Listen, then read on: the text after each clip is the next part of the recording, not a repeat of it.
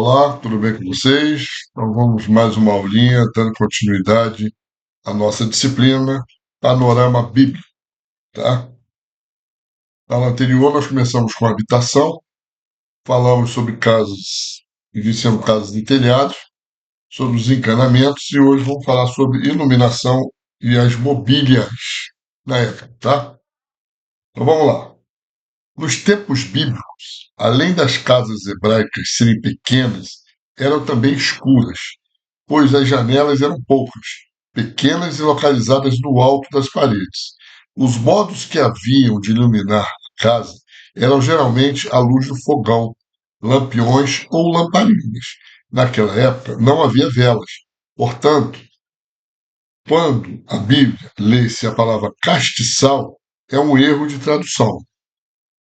O que havia aparecido como castiçal era o menorá, um candelabro de ouro que tinha pavios mergulhados em azeite de oliva. O que era chamado lâmpada naquele tempo eram tigelas de azeite com uma depressão na borda onde se colocava o pavio, que geralmente era de linho ou algodão. As lâmpadas mais simples eram feitas de barro e outras mais sofisticadas de bronze ou outro metal. As lâmpadas podiam ser adornadas com desenhos ou mesmo terem formatos de animais. Os judeus não gostavam de lâmpadas com formatos, pois abominava a idolatria. Mesmo que fosse de dia, a casa deveria ter sempre algo aceso dentro, pois eram realmente escuras e o azeite era barato. Também deveria se deixar a lâmpada sempre acesa, pois era realmente difícil obter fogo, o que faziam atritando pedras. Certa vez, Jesus contou a parábola da dracma perdida, em Lucas 15:8. As pessoas da época entenderam facilmente que o fato da mulher ter pegado a candeia para procurar a moeda foi uma tarefa difícil, pois procurava em um ambiente escuro com auxílio de uma luz muito fraca. Além do que uma dracma era muito dinheiro para a época.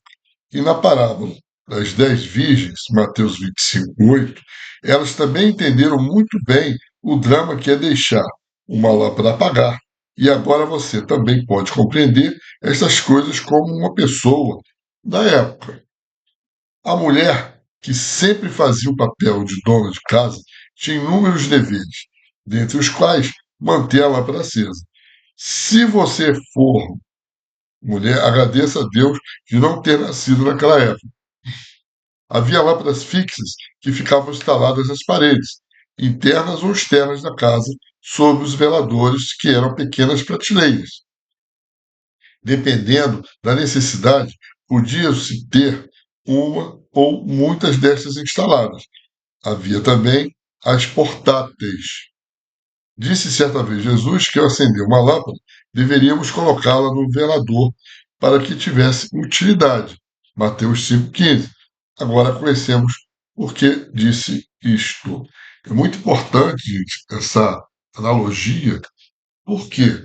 Porque as pessoas leem muito o conteúdo da Bíblia se portando a épocas mais para frente. Então começa a deduzir ou a traduzir, né, de maneira fora do contexto real, histórico da sociedade da época. Então, para vocês verem que era muito escuro, que era pouca iluminação, por isso algumas passagens e falas dentro do texto, talvez hoje é compreendida de uma maneira diferente, e está aqui o porquê, tá? Historicamente, o que era realmente a iluminação dentro das casas ou até fora das casas naquela época. Vamos falar sobre as mobílias. Como a maioria das casas eram pequenas e só possuíam um cômodo, também não tinham muita mobília, o que só iria atrapalhar pouco espaço. As refeições eram feitas em cima de uma pele ou esteira que se estendia no chão. As mesas e cadeiras eram coisas de pessoas ricas. Nem sequer uma banqueta era utilizada entre os hebreus. Quando Jesus celebrou Páscoa com seus discípulos, muito provavelmente utilizou-se de uma pequena mesa que ficava a poucos centímetros do chão, coberto por uma esteira ou tecido. A possibilidade de ter usado mesa e cadeira vai de acordo com o nível do local em que a ceia foi celebrada. Alguns dos seguidores de Jesus eram pessoas ricas. Portanto, se a ceia foi celebrada na casa de alguém rico, usaram realmente mesa e cadeira, o que não está de acordo com a realidade do quadro de Leonardo da Vinci foi o fato de terem usado um lado somente da mesa.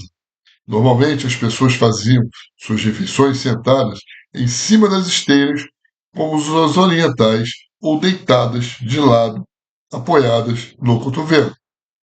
Uma mobília, que era comum, era o baú onde se guardavam coisas de diversas naturezas e ficava no canto da casa. Famílias mais ricas possuíam camas e armários.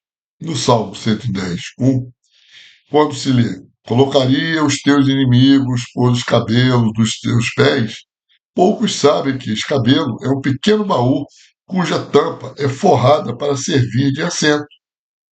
Era também usado para se colocar os pés em cima para descansá-los. Os colchões eram também esteiras ou peles de animais. Pela manhã eram enrolados e colocados nos cantos das paredes, mas também havia os estrados de madeira, que na época eram coisas sofisticadas. Não havia cobertores, pois as pessoas dormiam com a mesma roupa que usavam o dia todo. Se estivesse um pouco mais frio, colocavam uma túnica a mais. Os travesseiros eram feitos de pele de pelo de cabra, com enchimento de lã ou penas. Havia também os tapetes, que era coisa de casas mais ricas, assim como divãs. Os vasilhames eram tigelas ou jarras geralmente de barro, colocadas em rentes prateleiras, onde guardava de tudo, desde substâncias medicinais, azeite, a água e outros.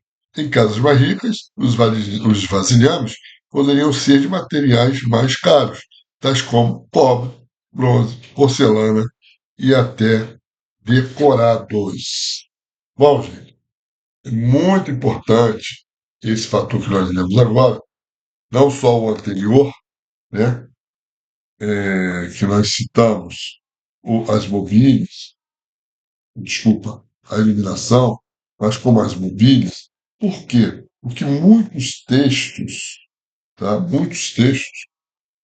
se referem a esses ambientes e a esses objetos.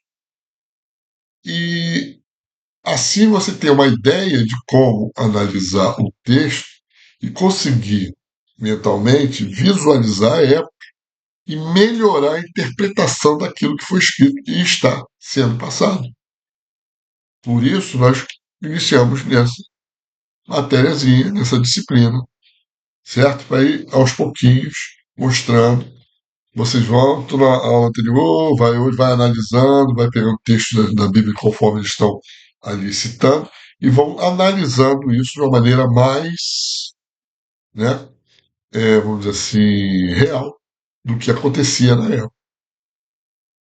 Né? Um professor meu, quando eu fazia história, ele falou uma coisa muito importante.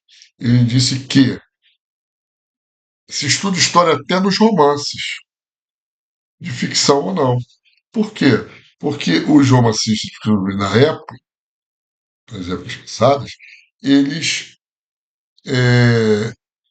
figuravam, né, as suas histórias com uma certa realidade do que era o ambiente na época.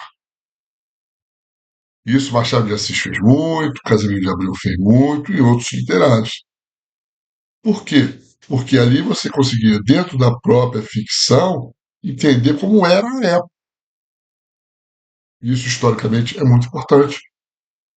Para os textos bíblicos também. Perfeito? Então, dê o seu joinha, compartilhe o vídeo, isso ajuda o nosso canal, que os cursos são gratuitos, certo? E dá uma forcinha pra gente. Na próxima aula, nós vamos continuar falando sobre habitação, vamos falar sobre os alicerces, as portas e mais outros assuntozinhos referente à época, tá bom? Então até a próxima aula.